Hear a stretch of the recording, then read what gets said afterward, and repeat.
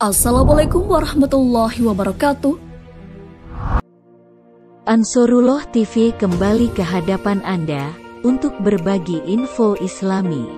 Dan jangan lupa menekan tombol subscribe dan nyalakan lonceng notifikasinya agar tidak tertinggal berita terbaru dari Ansarullah TV. Dari Abu Hurairah ia berkata, bahwa Rasulullah Shallallahu Alaihi Wasallam bersabda, Islam itu pada awalnya dalam keadaan asing, dan akan kembali menjadi asing sebagaimana awalnya. Maka beruntunglah orang-orang yang asing. Dalam riwayat Ahmad yaitu, orang-orang yang soleh berada di tengah banyaknya orang-orang jelek. Orang yang mendurhakai mereka lebih banyak daripada yang mentaati mereka. Hadis riwayat Muslim. Asingnya Islam saat pertama, begitu berat dan dahsyat penderitaan Nabi beserta sahabat-sahabatnya melaksanakan dakwah Islam. Berbagai celaan, hinaan, pemboikotan, penyiksaan telah yang dialaminya, sampai Allah memberikan pertolongan. Di saat kondisi jahiliyah yang parah, ternyata masih ada sekelompok manusia yang tetap tegak, kokoh di atas kebenaran, istiqomah dengan ajaran al-haq Islam yang mulia. Meski dengan resiko celaan, ejekan, dan rintangan. Sebab mereka memilih beriman apapun resikonya, bahwa inilah jalan hidup yang wajib ditempuh, harga mati yang tidak akan ditawarkan lagi. Ternyata kekalahan, kehinaan dan kehancuran adalah bagi para pemenang ini. Sebaliknya, hasil akhir berupa kebahagiaan dan kemuliaan dunia akhirat ada pada pihak yang Allah ridhoi. Dengan janjinya, bagi mereka kebahagiaan dan tempat kembali yang baik.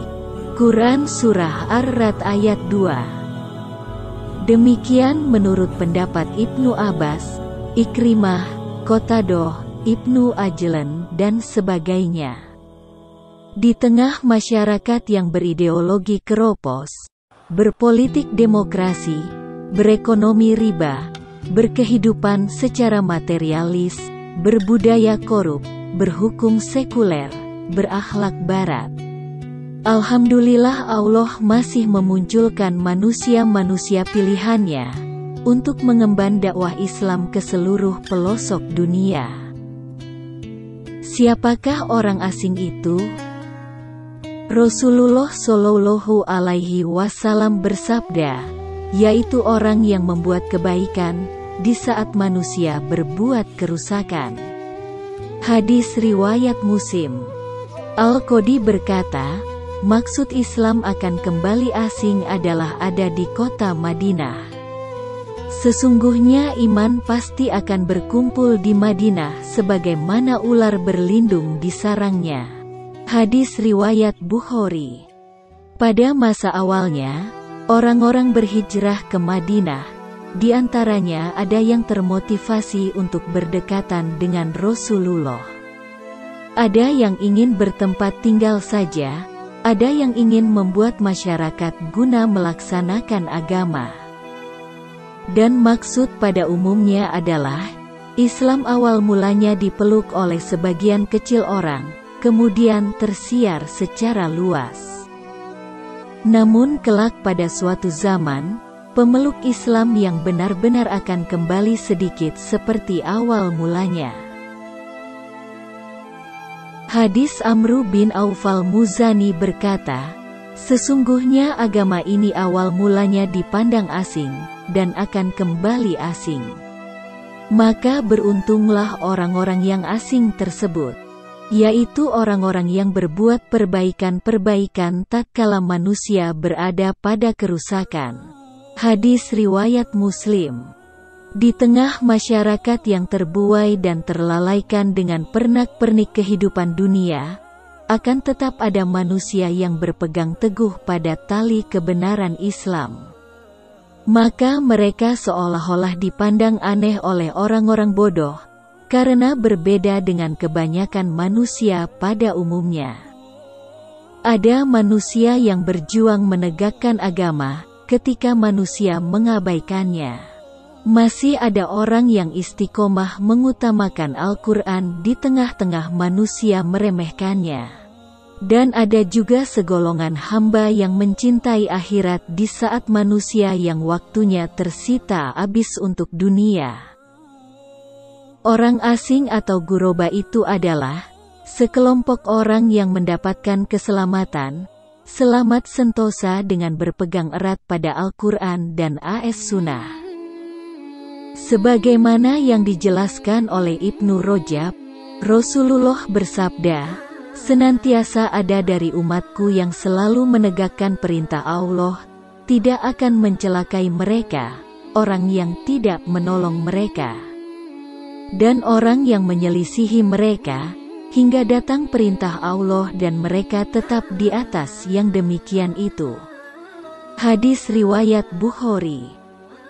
Ulama mutahirin mensifati orang asing itu adalah orang-orang yang menyelamatkan akidah dari syubhat, memperkuat keimanannya, menjaga ketakwaannya, maka mereka selamat dunia akhirat. Adapun yang di luar mereka adalah orang-orang yang sesat binasa. Orang asing adalah mereka yang meneguhkan komitmennya dengan akidah tauhid di saat orang lain bergelimang kesyirikan, berleha-leha dalam kelalaian. Orang asing adalah mereka yang loyal dengan imannya di tengah komunitas kufar, yang tetap istiqomah dengan sunnah tatkala sebagian orang asik dengan bid'ahnya. Orang asing adalah mereka yang mengikuti Rasulullah, sahabat-sahabatnya, tabi'in murid para sahabat, tabi'ut tabi'in, serta imam-imam yang mendapatkan petunjuk dengan setia. Orang asing adalah mereka yang sangat mengagungkan sunnah, yaitu orang yang menjaga sunnah-sunnah ketika manusia membuat kerusakan di dalamnya dengan beraneka ria TBC, tahayul, bid'ah, dan khurafat. Beruntunglah orang yang asing. Orang asing adalah mereka akan mengikuti Rasulullah dalam beragama yang meliputi akidah, ibadah, manhaj, akhlak, dan dakwah. Maka kebahagiaan bagi mereka. Sebagaimana doa kita dalam sholat, tunjukilah kami ke jalan yang lurus, yakni jalan orang-orang yang Engkau beri nikmat di atas mereka. Quran Surat Al-Fatihah ayat 6 dan 7. Lantas, siapakah yang dimaksud orang yang diberi nikmat tersebut? Dan orang-orang yang taat kepada Allah dan Rasul, maka mereka itulah golongan yang bersama orang-orang yang diberi nikmat oleh Allah atas mereka, yaitu para nabi, Sidikin, para syuhada, dan orang-orang solih. Quran Surat An-Nisa ayat 69. Kesimpulan dari Al-Auza'i, asing maksudnya sedikit sekali manusia yang benar-benar berada pada sunnah, sehingga disifati asing. Tidak seperti kebanyakan orang pada umumnya. Manusia pilihan yang tidak ikut-ikutan dengan kehidupan materialisme, tidak pula terombang-ambing dengan gelimang syahwat dan syubhat.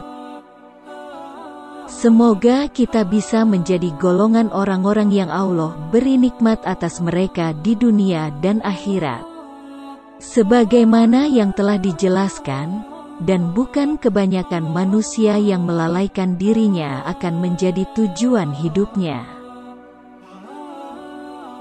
Nah, pemirsa Ansarullah TV, sampai di sini perjumpaan kita kali ini. Nah, pemirsa Ansarullah TV, sampai di sini perjumpaan kita kali ini. Semoga menginspirasi. Wallahu a'lam bishawab. Wassalamualaikum warahmatullahi wabarakatuh.